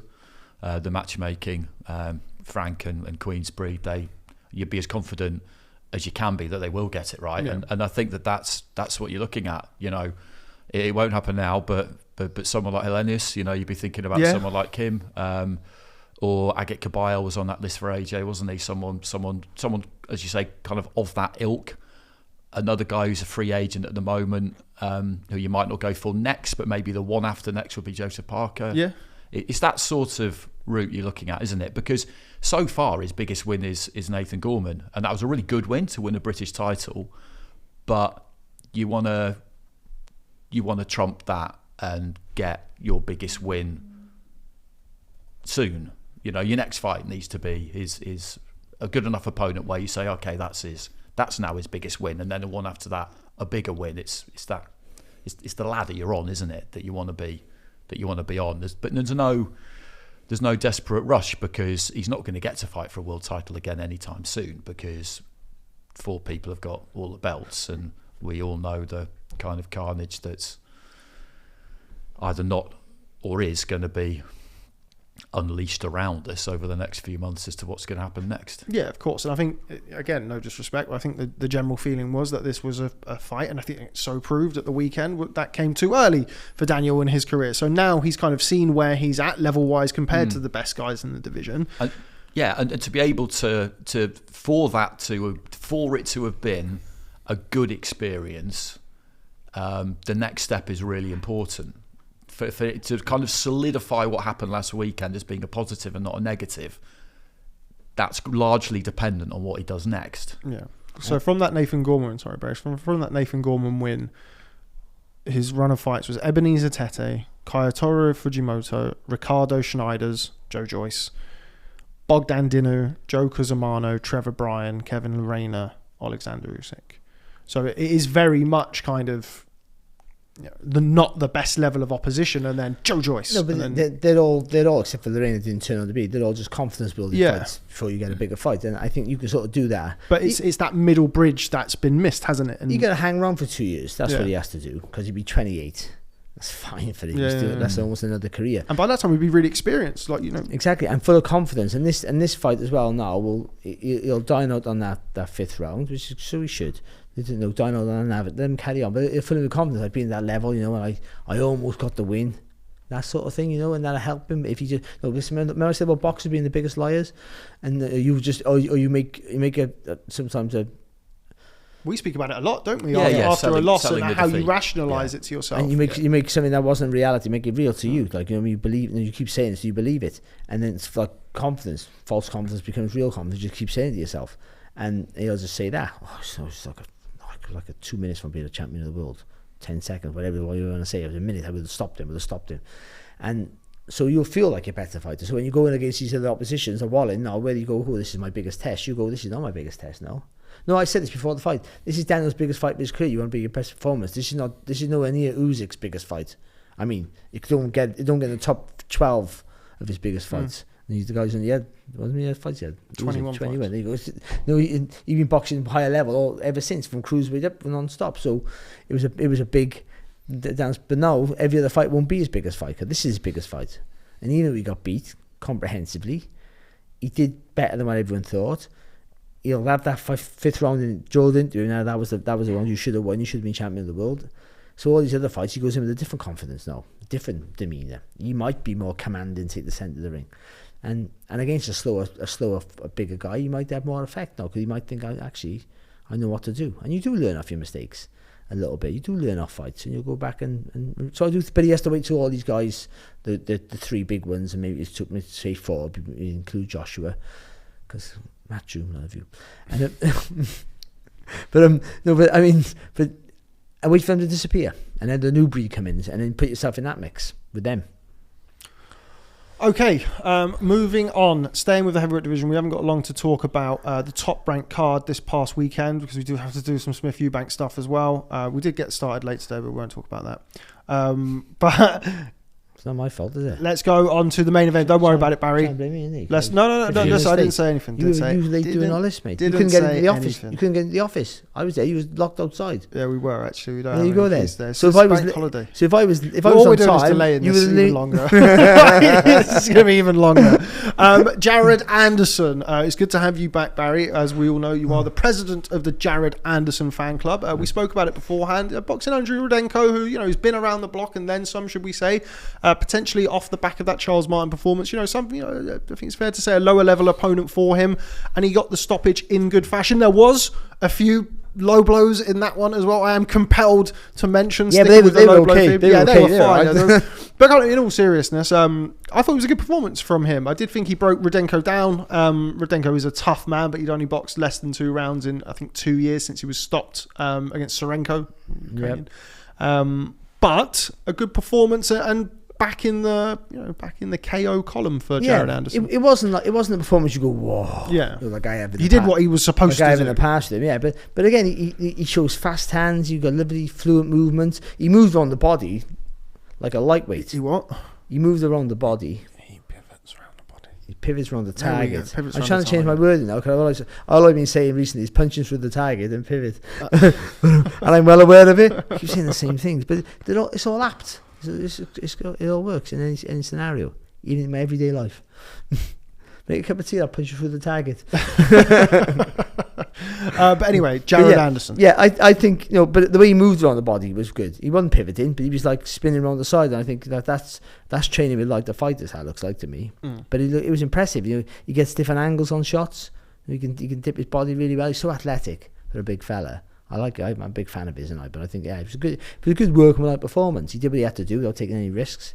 Showed a little bit of flair now and again, and got the job done. So I was quite happy with it. Good, but now he needs that other. We need to see the star, but he needs a 2-round blowout again now. I think against someone half decent. So he's back on track. I think that fight put him back on track, and I would say that much. Yeah. Andy, Jared Anderson. Yeah, similar because they got him back out again quick, didn't they? After the last one, and I think that was the right thing to do. And Rudenko, he's what it says on the tin. We've all seen him a good few times. They knew what they would get from him, and they were hoping they knew what they would get from their guy, Top Rank, and they got it. So, the train. I wouldn't say the train came off the tracks after Charles Martin, but it maybe just slowed a bit. And momentum's always very important. So we're in that situation with him now whereby they don't want to rush him, but they also do want to test him. And he's in that situation that we just described with Dubois, probably, where I wouldn't say they're necessarily waiting for the big names who are dominating the scene at the minute to disappear because they don't feel like he would ever be able to beat any of them. But maybe by the time he's ready, they will actually be gone. So the timing for some of these guys, and Jalolov they've got now as well, could turn out to be just naturally or organically, if you like, perfect. Because by the time they're ready to really fight at that level, there's a crew of them who'll be fighting each other, not fighting the ones that we've been watching for the last few years. Do you know what's going to happen, sorry? There's going to be they're all going to all these fighters going to all retire at the same time. Then there's going to be a massive volcano, and Don King's going to come through and go, and they're going to have another Don King's heavyweight tournament. Another Don King aircraft carriers. But they'd all be sort of prime, were they? All of them then. Yeah, they would. Yeah, exactly. To have one of those sort of tournaments, and Don King then would be 755 years old. Yeah, it's his denim jacket's older than all of us put together. I think what you've said there about Jared Anderson actually works out quite well, because I did think that the Charles Martin fight showed a little bit of his greenness as a heavyweight, and the fact that he does still have things. So he's obviously tremendously athletic, but I think we saw in that fight Charles Martin was the bigger, stronger man, a fully developed, fully fledged heavyweight.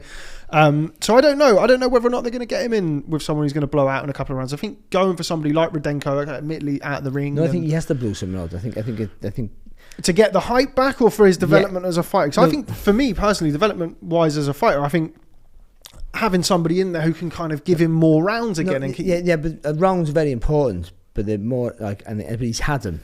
He's had some 2 rounds now. But for the heavyweight, you don't keep having rounds. No, sure. But are you thinking more on the lines of confidence? Kind of, right. Okay. For him to get someone out there, what he should have realised now is sometimes keeping the structure of your work's important, because all the little tricks and athleticism that you show, which is brilliant, I love it. But as against Charles Martin, they don't always work. And you can start looking untidy, and fighters will get through that. So sometimes you have to break it down, guys, traditionally with a solid jab. They'll make it simple, keep it simple sometimes, and he can do that. He's done it in the past, but sometimes he neglects the jab to do some more flamboyant stuff. And it's something you've spoken about. We mentioned it earlier about Usyk having the athleticism that can sometimes intimidate naturally smaller fighters. Admittedly, we're still talking about heavyweights, but somebody like Charles Martin, who's been in there with. Anthony Joshua, Lewis Ortiz, plus a bunch of others, wasn't necessarily intimidated by the athleticism and the movement of Anderson, which allowed him to stand there and have a go with him. It's their experience. They don't worry about what you're doing, so you're throwing a punch at them. You know what I mean? That's the trick. That's the trick for everything, really. Don't worry about all that stuff they're doing, all this shit. Just worry about what's coming right at you. This is the punches. But it's easy to say that because you're well aware of people trying to set you up. So you're like, you're trying to second guess him. Like, hang on, I got to move here. If he's moving there, I got to go this way. But sometimes with a heavyweight, you're going to go, well, where's he going? He's only got the semicircle to play with. So let's just keep tight. And then if he leans over the front foot, I'll just jump on him, lean all over him. Martins will tie him up. And that's experience those veterans have. Jared Anderson versus Daniel Dubois? Not now. I mean, I'd fancy Anderson, to be fair, still. I think Dubois would cause him problems because he's solid and strong. And to be fair, his hands are faster than what I give him credit for, Daniel Dubois. But I do think that Anderson he'll slip inside and I think he'll catch you with more weight. I think he'd make Daniel panic. I do think. Yeah, and the fighter who we have spoken about in the past, F.A. Ajagba, staying with the low blow theme, won by disqualification against Jan Kossobutskiy. I tipped the Ajagba win. You did tip the Ajagba win. Well done. Everyone's always like, get in there. I did think it was going to come by DQ, but no. But I thought a really good performance from F.A. Ajagba. I thought that was by far and away the best performance of his career so far. Yeah. I remember watching him in the T-Mobile against Frank Sanchez, and you kind of wondered what would happen to him after that, because when you've got a puncher who develops what our pal Ross Amber would describe as puncher's disease, it can be a bit unshakable. They just believe so much in their own power that when it doesn't work, everything falls apart a bit. And he was a candidate for that. Sanchez, obviously, a complete nightmare in so many ways, and he wasn't great in his last fight, but yeah, he was good. He was good, and it's good to see someone maybe just have to lay themselves a little bit bare, kind of mentally look in the mirror and think to themselves, all right, well, maybe I'm not what I thought I was. Maybe I did get a bit carried away, and I need to go back to the drawing board to an extent. And it was a really good win. And yeah, talking about low blows, I mean, it was.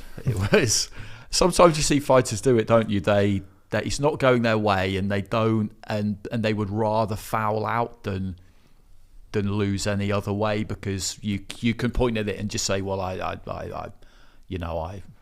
could have gone on if I wanted to, but I did what I did. I mean, you don't see it a lot, but you do see it sometimes. It's a curious sight, isn't it? Do you know the last punch he did? It wasn't like that. I know when you say you got a kid and he's doing something, and you're going, don't do it. Don't do it. Don't. And he just went, yeah, fuck off. He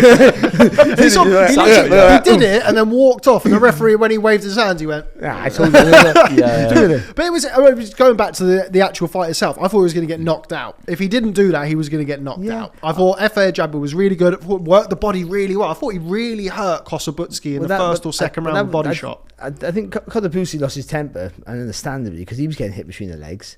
But they were deflected. It was weird, wasn't it? Because every time he threw a body shot, Ajagba leaned. He took it on the forearms and the elbows, but it kept sliding off him. I don't know what he had on him, and it in Kossobutskiy in the groin all the time. Illegal shot. But I mean, it's bouncing off. So he's hitting the target, Ajagba, but then it was sliding off him, and Kossobutskiy's going, why am I getting? You wasn't getting no. But I thought he was hurt. I think he was turning away and doing that stuff because I thought he got hurt. I thought he got hurt with a body shot in either the first or the second round. Yeah. And he started to turn away. And every single time Ajagba went to the body, he was. I mean, I thought this is why I thought Ajagba was really, really good, because once he hurt him to the body, he didn't go kamikaze, but he switched up to the head well. He didn't go, okay, well, I've hurt you to the body, so I'm now going to go to the head. He was keeping him guessing. He was jabbing really well. I thought it was really good. I think Kane Corona gave him really good instructions in the corner. Thought he implemented them to a T. I thought it was really good. I didn't expect F.A. Ajagba to be able to produce a performance like that, particularly his last fight you mentioned there about Stephen Shaw. Thought he was really poor in that fight against a less than stellar opponent, but I thought he was really, really good. And I thought Kossobutskiy, as much as anything, fouled his way out because he was going to get knocked out, because he got hurt by a headshot as well the round before, again favouring the body, and Ajagba just fainted low and then went to the head again, and he can really punch with that right hand. I thought it was really, really good. He showed, even though it was only a short fight, he showed patience. Yeah. And all the stuff that Kossobutskiy was doing, I can't pronounce his name, but Jan. he didn't lose his shape though, did he? No. Didn't worry about it. Just carried on with his work. He looked a bit more showed a good temperament. solid than usual. Good temperament, and he was good. Because like in the past, he showed that he's not just a one trick pony. That's what he showed, to be honest.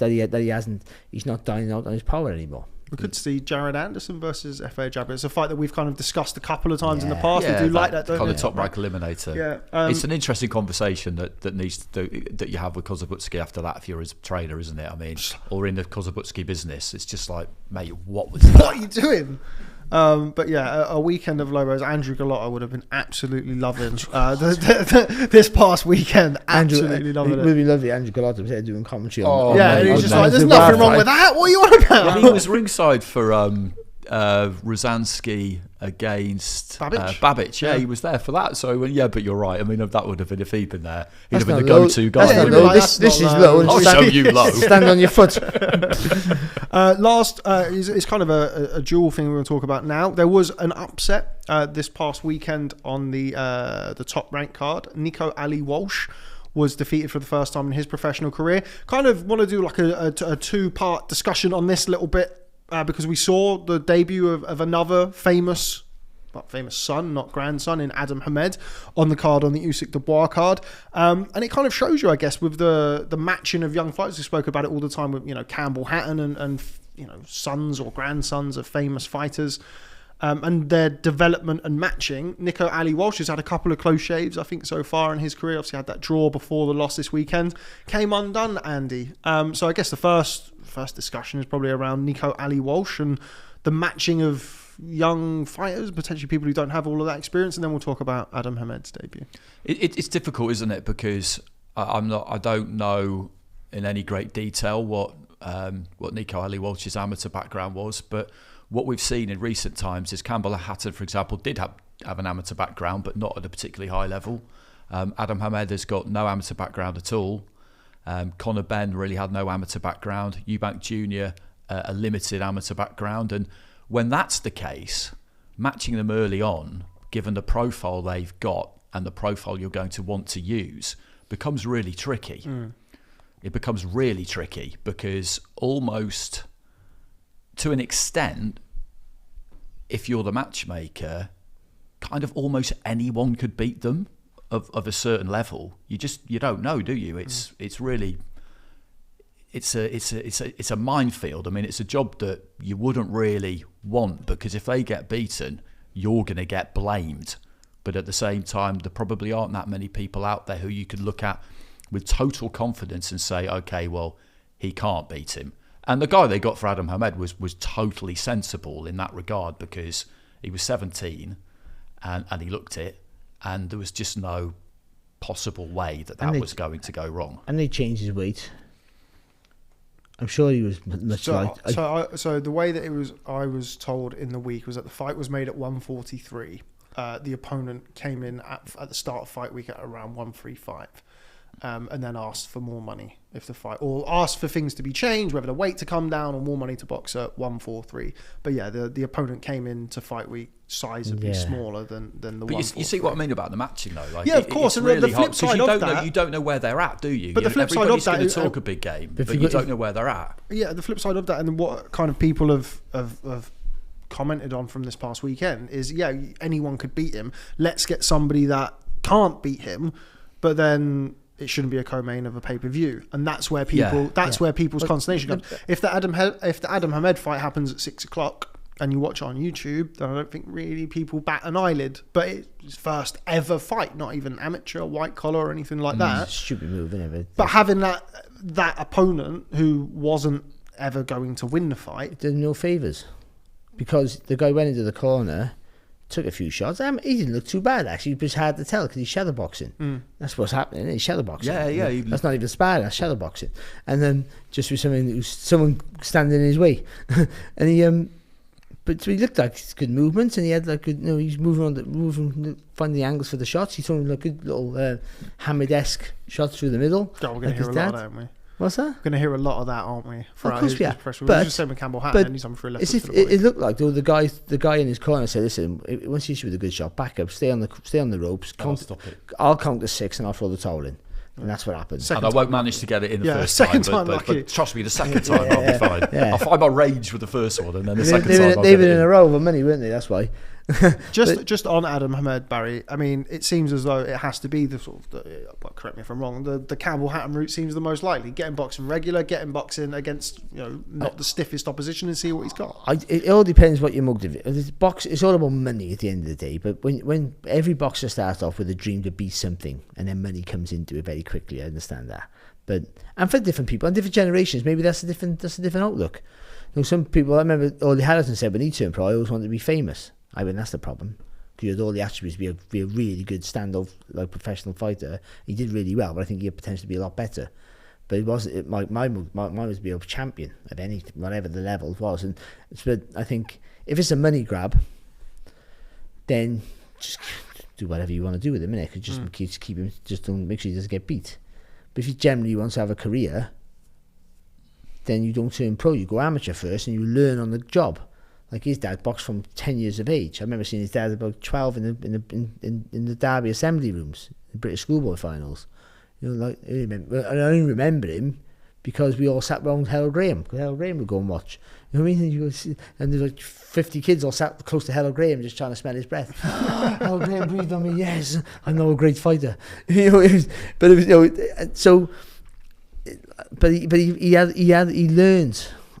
Not just from the great training in Brendan Ingle, but he learned from experience in fights. So the son haven't got that. I don't know why you do it unless it's for him to make his own path of fame and fortune.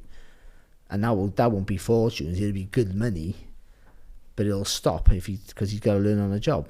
Now he might be another Chris Eubank Jr. or what Conor Bennett turned out to be. Because Conor Bennett wasn't that good when he turned pro. He turned to be a very good fighter all of a sudden. No, but he learned on the job, but he learned on the job quickly, and he was a good, and he looked really good then, didn't he, in his last few fights? And Eubank has looked pretty explosive most of his career and showed a toughness. We don't know if Aadam has that. He might not have that. He might, but we don't know. And also, it's things about having experience as an amateur is how you react to adversity, because you've got something to draw on. Doesn't mean you won't, but you have the experience not to panic and lose your shape and blah blah all that crap. And he won't have that.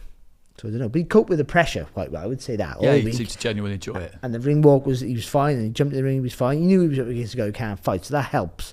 But still pressure, of the public perceptions of you and what you're going to do. So we'll see. But I almost think you can't comment on him now until he gets to about 6, 7, 8, 9 fights in. Before he fights anyone any good. I think something that I think we've all said at different times about Campbell Hatton. And Campbell Hatton's, correct me if I'm right, I think his professional debut was on the Dillian White, Alexander Povetkin 2-1 the card. Yeah, so he's like pay-per-view chief support. And then his next fight, I think he boxed at Manchester Arena as well as like really high up on the card. Then he boxed on Usyk Oshawa. It's been a long weekend. That was the one that really got the attention because he lost that fight. And he boxed in front of 60,000 people, and then it was okay. Should we maybe stick him in? We need to take him out the far end. And his debut, even his debut, because they didn't have an opponent for him. We were all on a boat called the Sunborn in Gibraltar. Barry was like, I don't make the weight. I would have beat him. I beat you. So I would have beat you, even now. No. So, but they didn't have an opponent. The opponent turned up, and the opponent looked like he was malnourished. Honest to God. Like if you would have sat with a pair of shorts like next to the boat, you would have given him money. He looked homeless. Like, no, that's a bad thing. I don't know. But I mean, move on. He didn't look great. Like, he didn't look like he could fight, but he was tough. And it's going to be he won, Campbell, but it was the blowout we were expecting. You looked at the guy, you went like you fat next to him, he'd fall asleep. You know what I mean? Like he's just weak as anything. But then he showed he was really tough, and he thought, hang on. But then that didn't bode well for Campbell. He looked, hang on, he couldn't get rid of him, and he's knackered after 2 rounds. But that was all the nerves and all the expectation, and he tried to add where. Hamid didn't look like that. He looked like the. I was speaking to Naz the day before. I mean, you nervous? And he went. First of all, he went. Oh, can you say? Why would you say the word nervous in front of me? Like pretty much called me an idiot. And I said, no, because it's not you though, is it? You can't do nothing about it. Like, it's not you. And he was going, what am I worried about? Well, if I can't, he'd be fine. I don't worry. He wasn't worried one bit. But they knew they didn't have an opponent to beat him. That's the truth. But he still had to perform. But I don't think he's the right way. I think they need someone with a bit more durability to see him go like a round. If he's going to go in a round, you want to see the guy fall asleep, don't you? You want to see when an old Nazim Hamid punch, like true shot through the middle, and him lift him off the floor. Almost looked towards when the fight was being stopped. It almost looked like Aadam Hamed was not actually trying to stop. He was sort of like touching and like whipping the shots in it, but he wasn't really planting his feet. Wasn't trying to take him out. But the guy got to fire back, haven't he? Yeah, exactly. I mean, it's absolutely right stoppage, but he sort of like almost apologetically stopped the fight. So yeah, interesting. I think it's like anything. I think he hasn't had any amateur background. Get him some opponents, and when, as you've said, 6, 7, 8, 9, and 0, see where we are. But maybe if you're going to be fighting those level of opponents, boxing them on a pay-per-view. But also, we can't moan about YouTubers and all that, because this is the similar sort of scenario. A guy who's never boxed before. I'm a big fan of Naz, and I hope the kid does really well. I'm not digging him out, but it's that scenario, isn't it? People who've never boxed before and have no experience. You can't be good just because your dad was good. You might pick up someone's talents, but you've never done it. And all this, I've trained for 10 years to box. That don't hold much weight. It don't do it. Like it can help, but it's only just so much more. Like I've been playing football for 10 years now. I have like with loads of old men. Are they the game for Chelsea? I don't follow football. Are they a good side? No, I don't know. But either way, yeah. So. Stylistically, I think you'd fit in. Yeah. Well, Chelsea. Their style of play, keeping the ball. Well, shit. They're shit. They must be shit, they. But no, I mean, you make a good point, and it's just, I guess. So we can't slag YouTubers off because they're the guys who never trained, never fought before, and they just turn up and they're fighting. So it's that, and it's not, and there's no, and it's not like, and he's learning on the job. And it was the feeling of the whole week. Everyone was going, he seems to be, because he did. He seems to handle the expectation really well. Naz was around, which always brings like a massive whole circus along with him as well. Yeah, but that'll be a problem in the end, though. Well, these are things to deal with. So you can only really look at it in isolation from what it was, which, okay, the fight was almost secondary, really. Handling the occasion and kind of going through those motions, I guess, is the only real thing that you can take away from it. He's now had one of those fight night experience. Exactly. Fight week experience, big show, like a lot of pressure and what have you on the back of him. But yeah, keep him busy, keep him active. Naz will step. I think Naz, though, I don't know why I think this, I don't know him. I think Naz will step back. Potentially, because he's not been involved in his training and kind of in the gym. I think he's helping him now. He understands I have to be here to help him, because it's all going to be about me, because of who I am. Like, he knows who he is, and he thinks he's better. He thinks he's a god, and he might be in British boxing. He'd be phenomenal, but I mean, he knows how important his name and presence is. But I think once Aadam, they had the clip in Aadam saying I'm my own person and all the rest of it. So there'll be a point. I think it'll be quite quick where Naz goes, I pushed you here, so it's your show now. You do what you can do.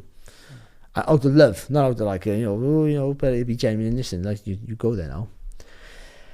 But why would you want your son to box when you've had all that money and you know how tough it is? It just, it just seems madness to me. That's what he said, didn't he? For all of them. I did it so you don't have to. Yeah. But then he kind of kept coming back and coming back. Like you say, we've had a few recently, and it's all been the same. Eubank Senior didn't want Junior to do it, so made it hard for him. Nigel Benn didn't want Conor to do it, so he actually sparred him himself and gave him a few whacks because he didn't want him to do it. And none of them kind of. I saw to Jamie Moore recently, actually, and his son Mikey just wants to box, and he started boxing, and Jamie's said to me, he said, well, I'd rather he didn't, but I do kind of admire him for it. But we'll only really find out whether they really want to do it when it gets hard, yeah. Because at the minute he's in that space, Aadam, where he's moved away from what is a very privileged existence, living down in, I think it's next to Wentworth Golf Course, roundabout there somewhere, living in a mansion basically, to living in pretty much digs in Birmingham with his brother, going down to McCracken's gym where you went a few weeks ago, doing it. Was there? Yeah, and doing it properly, but having the willpower and desire to get up and go for a run in the morning when it's cold, that's good. But having the willpower to keep doing it when you don't need to do it when it gets really hard, that's when we'll find out. Yeah, when you got your nose broken or you broke a hand or something. That's when we'll find out. And look, we can only see that when it happens. Yeah, there you go. And we can only get there. We can't say he won't, we can't say he will. Yeah. We'll have to wait. But it might be fun. I like when he got on the ropes. He got to the ropes and he did that. Yeah, he teased. I was thinking, is he going to? Yeah. I thought he was going to. But it does. I mean, look, I think it's easy to be cynical of these things, as we often can be in boxing. But it's another added element to boxing, I suppose. It's another thing. The next time he boxes, are we all going to watch him fight? Of course we are. So, yeah, let's see what the journey is like for Aadam Hamed. But that is all we have time for today on the boxing show. Let us know in the comments what you thought of Daniel Dubois versus Oleksandr Usyk. But from me, Rob Tebbett, from Mr. Barry Jones and Mr. Andy Clark, thanks very much for stopping by, and we'll catch up with you next time.